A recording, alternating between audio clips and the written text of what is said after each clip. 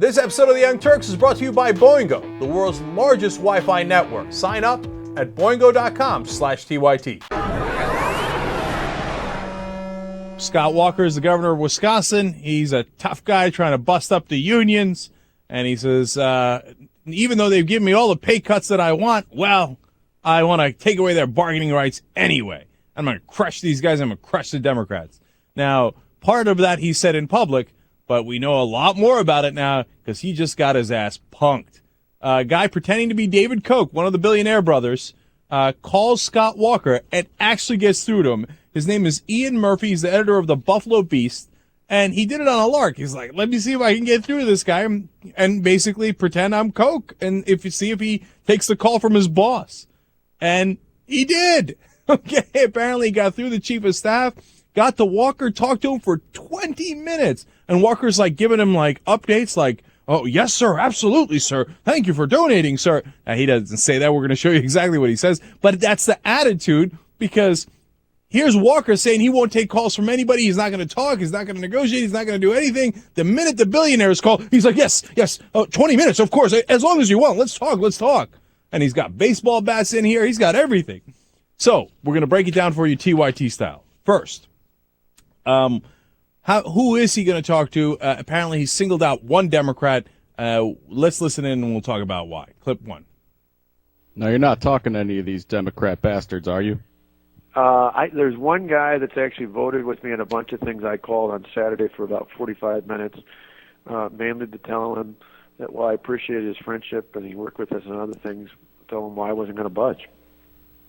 Mainly because I thought right. he's about the only reasonable one over there, and I figured if I talked to him, he'd go back to the rest of the gang and say, I've known Walker for 20 years. He's not budging. Oh, what's his name again? His name is Tim Cullen. All right. I'll have to give that man a call. Well, actually, in his case, I wouldn't call him, and I'll tell you why. He's pretty reasonable, but he's not one of us. So I would let him be. I think he is in a position where he can maybe motivate that caucus, but he's not an ally. He's just a guy. He was in the Senate years ago. He was actually the Senate Democrat leader back in the 80s, and Tommy Thompson hired him to be the head of Health and Human Services. He went into the private sector, made real money, and became a little more open-minded. Oh, God, I love this call. Look at all the things we learn in there. First of all, he's reporting in Koch, like I said, like he's his boss. He's like, oh, no, sir. I would never be talking to the Democrats, sir. There's one guy, but I'm just trying to basically manipulate him. And then did you hear the last part? He's like, he went into the private sector, and then he became a little bit more open-minded. That means, he started making that money and then realized, hey, money's the way to go, okay? He's like, but the second part of it was, no, don't call him. Throughout the call, it's funny because on the one hand, he's like, oh, yes, sir, and he's trying to please David Koch. On the other hand, as this guy's being a little crazy, right, he's trying to talk down Koch in some ways. At one point, Koch says, let's send in the thugs. He goes, I thought about it, but it's probably not the best idea, right? And he's trying to talk Koch down. But that's also instructive in a couple of ways because apparently he doesn't think it's crazy for Koch to be saying these things. He's like, yeah, apparently Koch says this stuff all the time.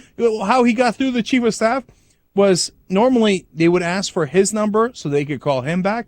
But he said, I don't know, my damn maid, she dropped my phone in the water, and I'm thinking of having her deported. Ha, ha, ha. And the chief of staff laughs. Ha, ha, ha, ha, ha. So, I don't know, is this how Koch normally talks to these guys? But then you hear Walker trying to talk him down like, Cullen, not one of us. Although he can be talked to because he's now more open-minded because of, he's seen where the money's at, right? God, it's so instructive. It's great. Just love that he was stupid enough to fall for this. Now let's go to clip 2 where he starts talking about his plan to lay off everybody. The other thing is I've got layoff notices ready. We put out the at-risk notices. We'll announce Thursday. They'll go out early next week, and we'll probably get 5,000 to 6,000 state workers will get at-risk notices for layoffs. We might ratchet that up a little bit, too. Beautiful. Got to crush that union. Well, it's one of those where in the end, and I've had not only Cullen, I talked to myself, I had 3 or 4 of my other business leader friends who know him over the years, and just kind of pass the message on to these guys. If they think I'm caving, they've been asleep for the last 8 years, because I've taken on every major battle in Milwaukee County and won even in a county where I'm overwhelmingly overpowered politically, and it's because we don't budge. If you're doing the right thing, you stay firm. And in this case, we say we'll wait it out. If they want to start sacrificing thousands of public workers who'll be laid off, sooner or later there's going to be pressure on these senators to come back. Look, I think that one might be the most important, because look at him talking about sacrificing the workers. And since he doesn't care about the workers at all, it's zero pressure on him. He's saying it's going to create pressure on the Democrats as I fire more and more workers. Like, it doesn't bother him at all that these are real human beings who are going to lose their jobs and their livelihood and not going to be able to put food on the table for their kids that are going to school, that are all these things. He doesn't care at all. He says, I'm never going to budge. All I'm going to do is ratchet up the pressure, because the problem with the Democrats is they actually care about human beings and people who are employed in this state, and teachers, and et cetera, et cetera. It's almost like a comic book evil character saying, well, if I, capture this bus full of people, well, then Spider-Man, being soft that he is, will care about their lives and will fall into my trap. It's unbelievable how heartless they appear to be as they're talking here. Now, if you think that's bad, now he's going to talk to the fake Koch brother about grabbing his baseball bat. Get a load of this tough guy. Clip 3. An interesting idea that was brought up to me this morning by my chief of staff, if we won't do it till tomorrow, is putting out an appeal to the Democrat leader that I would be willing to sit down and talk to him, the Assembly Democrat leader, plus the other 2 Republican leaders. Talk, not negotiate, and listen to what they have to say. If they will, in turn, but I'll only do it if all 14 of them come back and sit down in the state assembly. They can recess it to come back over and talk to me, but they'll have to go back there. The reason for that is we're verifying it this afternoon, but legally we believe once they've gone into session, they don't physically have to be there. If they're actually in session for that day and they take a recess, the 19 Senate Republicans could then go into action, and they'd have a quorum because they started out that way. So we're double checking that, but that would be the only, if you heard that I was going to talk to them, that would be the only reason why, is we would only do it if they came back to the Capitol with all 14 of them. Then my sense is, hell, I'll talk. If they want to yell at me for an hour, I'm used to that. I can deal with that, but I'm not negotiating. Bring a baseball bat. That's what I have one in my office. You'll be happy with that. I got a slugger with my name on it. Beautiful. Look at this clown. He thinks he's Al frickin' Capone. Like, I got a baseball bat, a slugger with my name on it. Yeah. All right, now much more relevant. Look at his plan. Number one, totally lying to the Democrats, saying, oh, yeah, I'll come and negotiate. But in reality, he's telling the Koch guy, you know what, I'm not going to negotiate at all. The whole point is to trick them to coming into the state. Once they agree to a quorum in the beginning and they go to recess, what they don't know, or he thinks they don't know, is that they'll have quorum for the actual vote. So he said, my trick is to pretend to negotiate with them, but in fact, not negotiate at all, and trick them into getting quorum so I can do whatever I want without them, right? So he's telling the Koch brothers, don't worry, I'm lying to the Democrats. Now the Democrats have found out. I had one of them on my MSNBC show last night at 6 o'clock, and he came out and said, well, now, of course, we're not going back. We know exactly what his trick is up to, right?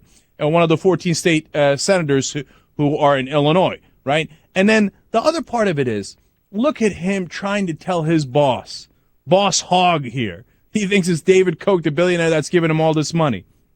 He's telling him, don't worry, sir. I would never buckle, sir. I am going to do your bidding, sir.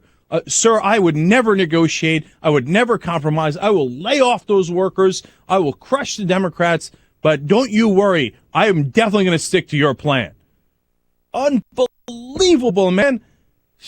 I mean, we told you all about this, but to hear it from his own mouth. That's the amazing part of it. And wait, this was so believable that I couldn't quite believe it until his office came out. Walker came out and said, that was me.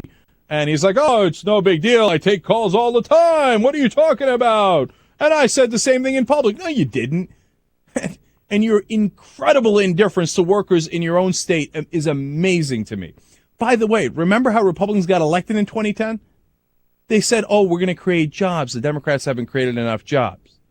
So far, in the nationwide, the National Republicans, 0 bills to create jobs. In fact, a lot of their bills to cut spending kill jobs. When asked about it, John Boehner said, so be it, right? And here's Walker on the state level bragging about how he's going to kill more jobs.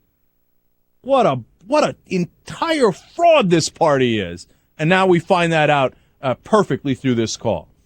Boingo is the leading Wi-Fi network in the world, okay? They got 125,000 hotspots, and they're actually an aggregator. They put all that together, and so they're the largest network of Wi-Fi spots. It's convenient. You just pay $9.95 a month, and you get all of that.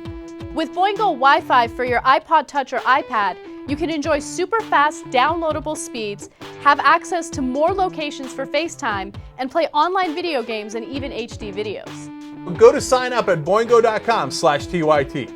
It's awesome.